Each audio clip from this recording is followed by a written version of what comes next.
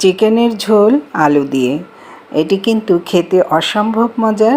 যদি এভাবে ফোড়ন দিয়ে আপনারা চিকেন তরকারিটা রান্না করেন তাহলে সবাই খুব মজা করে খাবে, চেটেপুটে খাবে।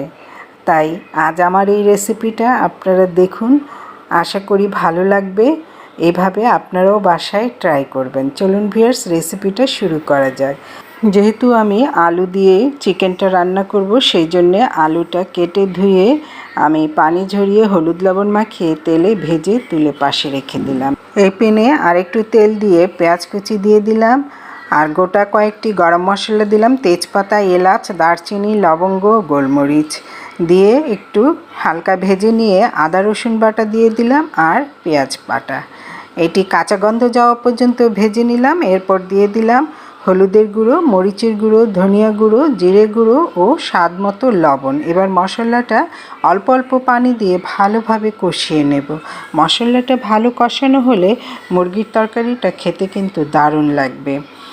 এবার কষানো হলে আমি কেটে রাখা মুরগির পিসগুলো ভালো করে ধুয়ে পরিষ্কার করে নিয়েছি, পানি ঝরিয়ে নিয়েছি। এবার দিয়ে দিলাম মশলায় দিয়ে একটু ভালো করে নাড়াচাড়া করবেন, তাহলে মশলাটা এই মুরগির পিসগুলোতে ভালোভাবে ঢুকবে।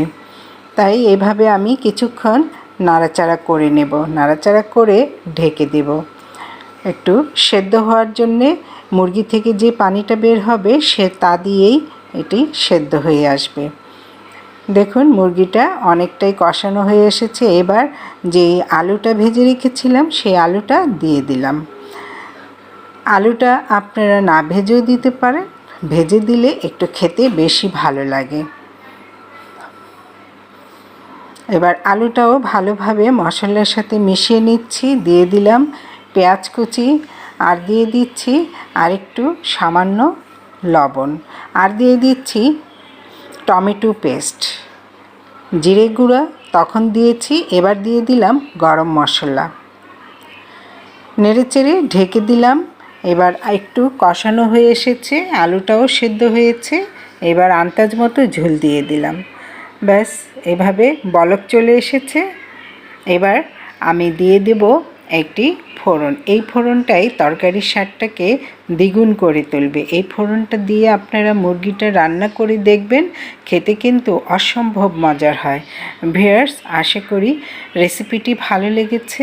আপনারা যারা ইউটিউব চ্যানেল থেকে দেখছেন তারা চ্যানেলটি সাবস্ক্রাইব করে পাশে থাকা বেল আইকনটি প্রেস করে দেবেন, আর যারা পেজ থেকে দেখছেন তারা পেজটি ফলো দিয়ে পাশে থাকবেন। লাইক কমেন্ট করে দিবেন, শেয়ার করে দিবেন অন্য বন্ধুদেরকে দেখার জন্যে। এর উপরে আপনারা ধনিয়া পাতা কুচিও দিতে পারেন, কিন্তু আমি দেইনি, আপনাদের ভালো লাগলে দিয়ে নেবেন।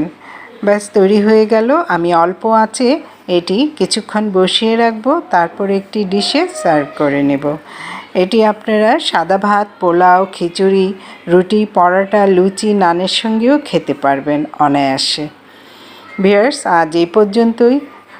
আবার দেখা হবে নতুন রেসিপিতে। ভালো থাকুন। আসসালামু আলাইকুম। আল্লাহ হাফেজ।